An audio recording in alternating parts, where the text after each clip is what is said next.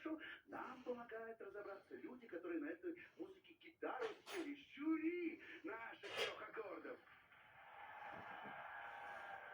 По его биографии можно написать десятки песен, что он и делает. Популярный автор и исполнитель шансона Александр Новиков. Многие пытаются подражать ее манере исполнения, но оригинал по-прежнему недосягаем. Любовь Успенская.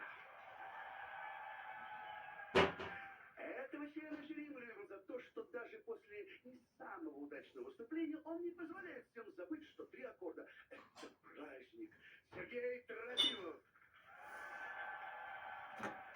На своих концертах этот артист уже давно может просто играть на гитаре, потому что люди знают его песни наизусть.